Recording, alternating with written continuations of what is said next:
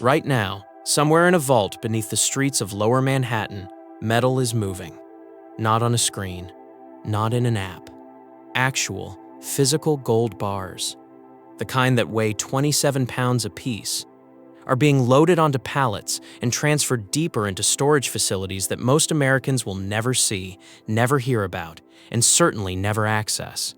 That's the part nobody's talking about. Everybody's busy watching the ticker on their brokerage app, feeling safe because their portfolio says gold or silver right there in neat little rows. But here's a question I want you to sit with for a second. If you tried to take delivery of the gold your account says you own, could you actually get it? And I'm not being rhetorical. I mean literally. Could you call your broker tomorrow morning, say, "Send me my gold," and have a bar show up at your door? For the vast majority of people watching this, the honest answer is no. And that gap between what you think you own and what actually exists in a vault with your name on it is the single most dangerous blind spot in American personal finance right now. My name's Kunal, and I run Failed Finance. I've spent years digging into the mechanics of how wealth actually works versus how it's marketed, and I'm going to walk you through something that should genuinely concern anyone holding paper precious metals in their portfolio. Estimates from within the industry itself suggest that the amount of paper gold may exceed the physical supply by as much as 100 to 1 or more in certain markets. Meaning for every single ounce of real metal sitting in a vault, there could be 100 ounces worth of claims floating around in financial instruments. Some sources put that ratio even higher, between 200 to 250 paper claims for every 1 ounce of physical gold.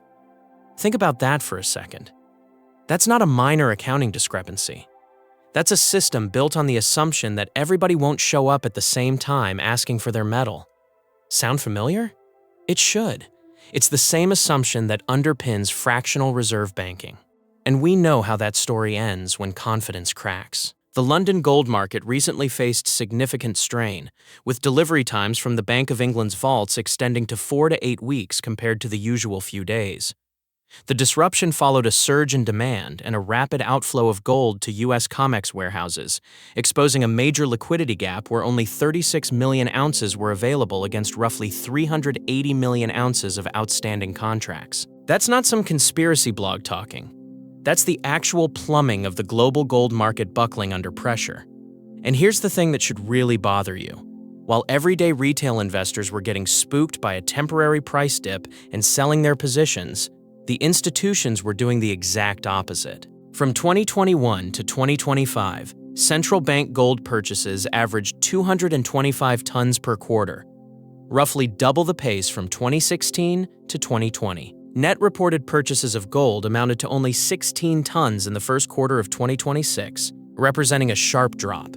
But a certain amount of central bank purchases go unreported according to the World Gold Council, because there's no mandatory rule on reporting purchases to the IMF, so how much gold has been purchased but not reported remains a mystery. Read that again. Central banks are buying gold hand over fist, and they don't even have to tell anyone how much. Meanwhile, they're selling you a narrative through market volatility designed to shake loose the paper hands, the retail crowd that panics at the first red candle. Chinese net imports of gold inflected higher, coming in at 317 tons in the first quarter of 2026 alone, up nearly 3 times compared to the previous quarter, while the People's Bank of China ramped up reported purchases from about 1 ton per month to 8 tons in April. China's not buying gold because they think the price is going to drop. They're buying it because the freezing of Russian central bank assets in 2022 signaled that US dollar assets held offshore are not unconditionally safe from sanctions. And in response, China appears to be systematically building gold reserves as part of a long-term project to establish the renminbi as a credible reserve currency alternative. That's geopolitical chess being played with physical metal, and retail investors in America are sitting on the sidelines holding ETF shares that may or may not have actual gold behind them. Now let me talk about what's happening on the price side, because the headlines are deliberately confusing right now. Between May 2025 and May 2026, gold's price rose from $3,335 to $4,732 per troy ounce, a 41% increase. The highest gold price ever occurred on January 28, 2026, when gold reached $5,589 per ounce.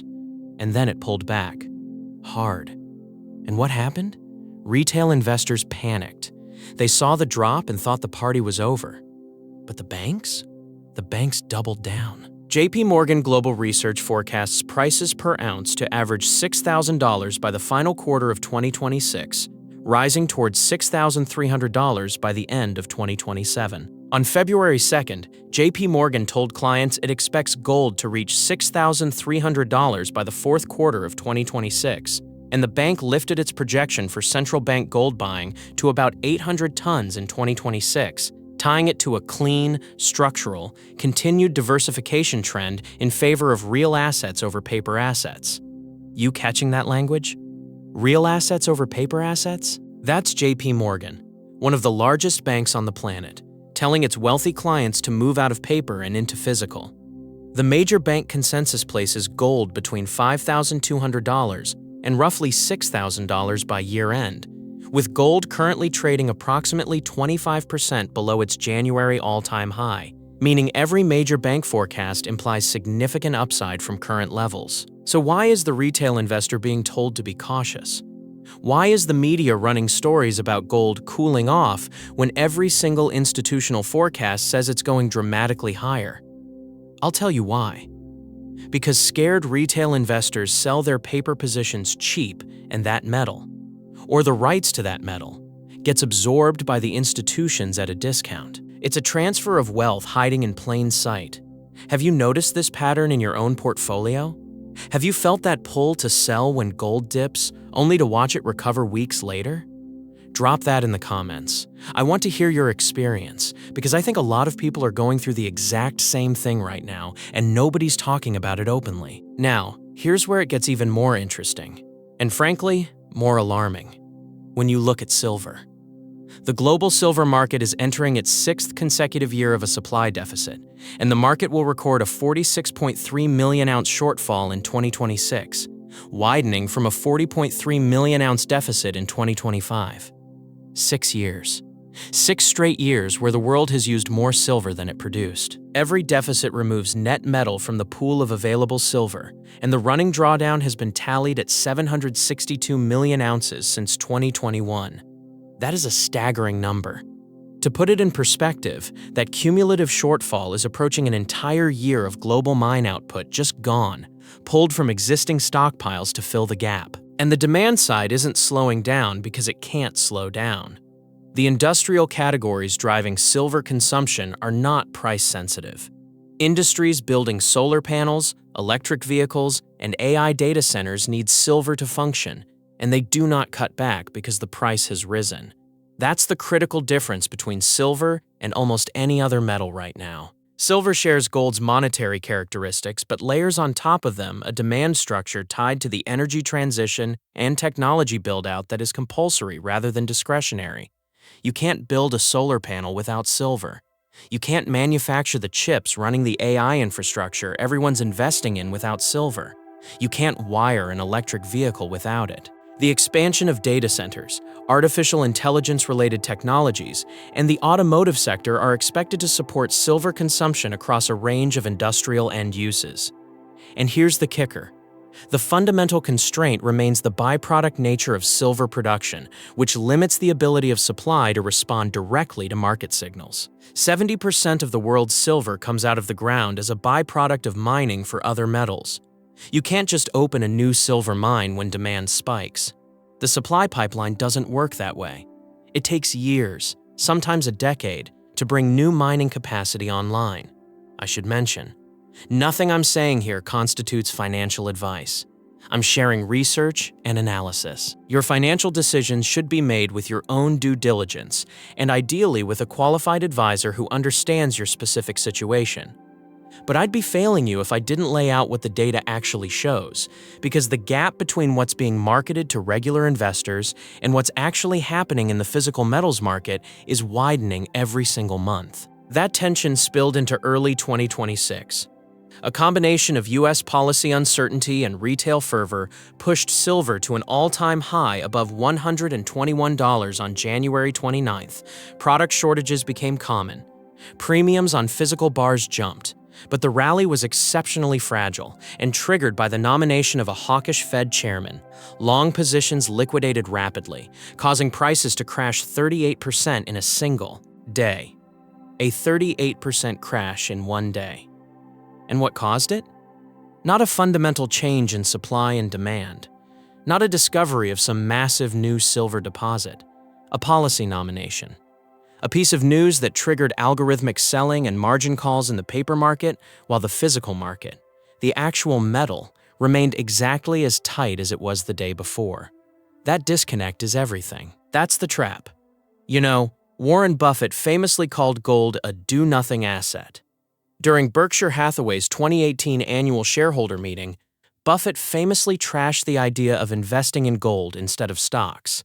He said you'd just sit there fondling your gold bar while businesses reinvest and compound. And for decades, he was largely right. Stocks outperformed gold over most long-term horizons. Buffett has long been critical of investing in gold. However, buying gold when he argued against doing so in 2018 would have paid off handsomely, though his preference of stocks over gold has proven more profitable over the long run. But here's what most people miss about Buffett. Berkshire's silver holding amounted to roughly 25% of the world's annual production when it was built, and Buffett eventually told shareholders, "I sold too soon." That's right. The man who hates gold once owned a quarter of the world's annual silver production. He understood that silver had something gold didn't, real industrial utility.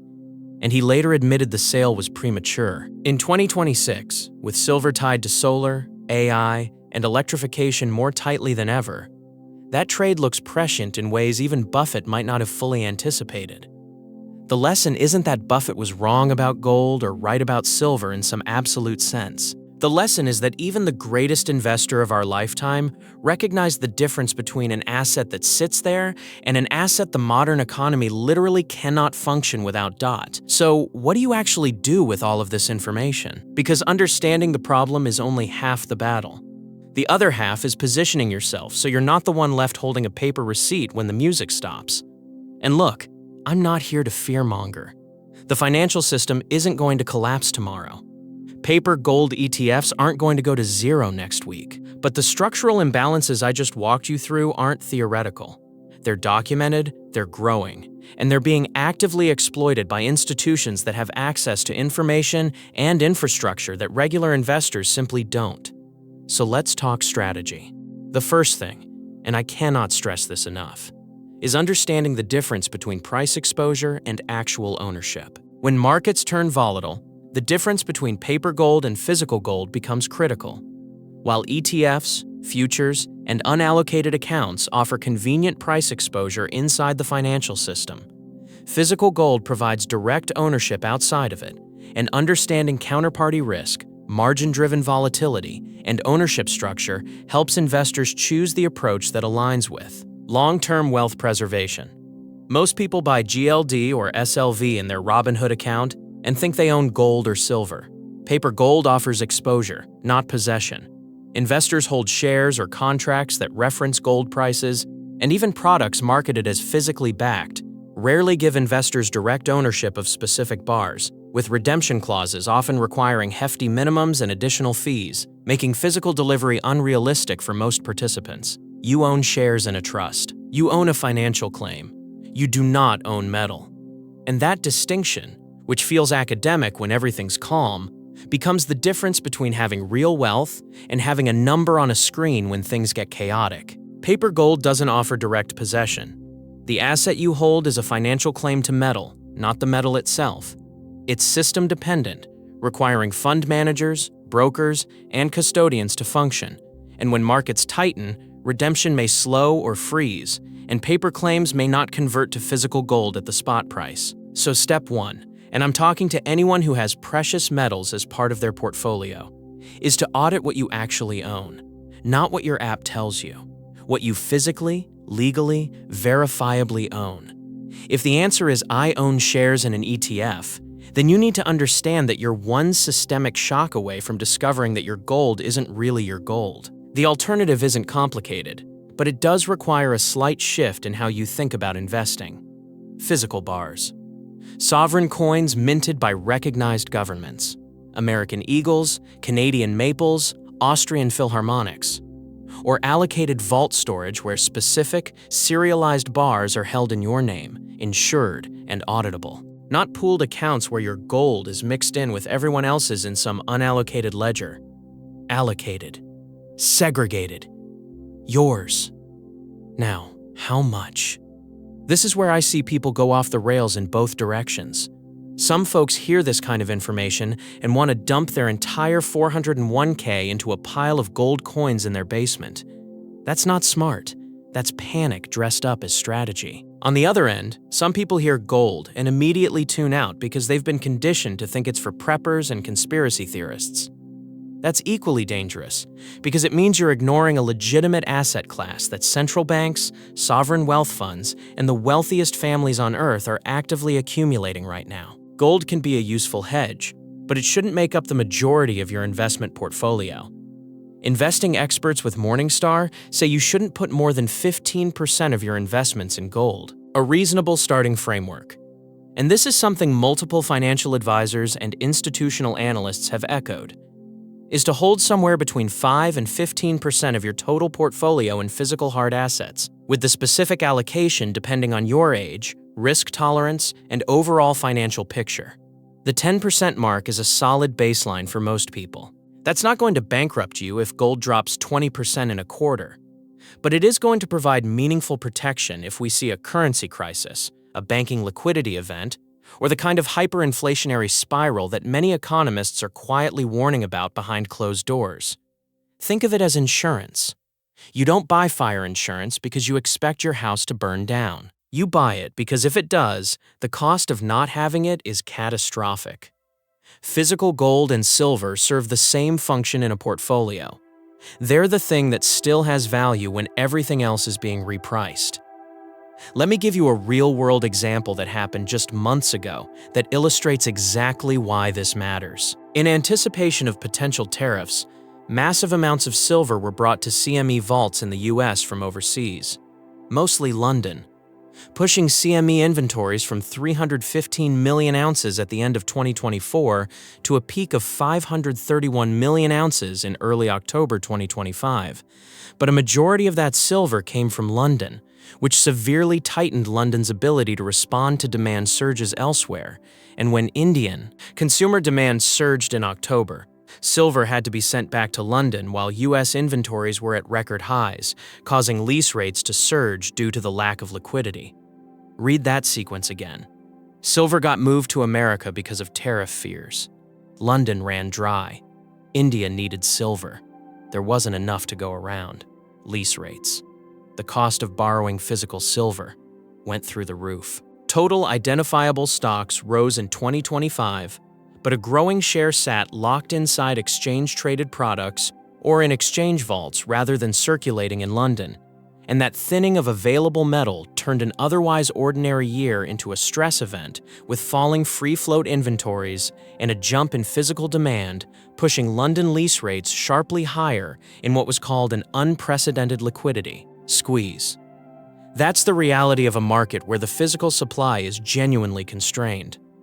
The metal exists, but it's locked up, spoken for, or in the wrong place at the wrong time. And when that happens, the price on your screen and the price of actual metal in your hand diverge, sometimes dramatically. Investors who attempted to acquire physical silver during the peak of the squeeze faced materially worse outcomes than those who had positioned ahead of it. Peak periods brought significantly widened premiums over spot prices, extended delivery times, and reduced product availability. The people who already had physical metal were fine. The people trying to buy physical metal in the middle of the crunch paid massive premiums, waited weeks for delivery, and in some cases couldn't find product at all. That is the real-world consequence of treating physical metal and paper claims as interchangeable. They aren't. Now let me address something else that ties directly into all of this, and it's one of the sectors that's going to feel the pressure most acutely going forward. Digital broking platforms. The Robinhoods, the Webbles, the trading apps that have made it trivially easy for anyone to buy gold with 2 thumb taps.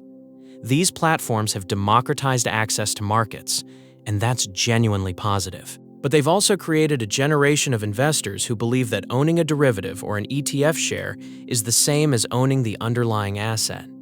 It isn't, and the marketing deliberately obscures that distinction. When a trading app tells you that you own 0.3 ounces of gold, what it almost always means is that you own a fractional share in a fund that holds some gold somewhere that you'll never see, never touch, and almost certainly can never take delivery of.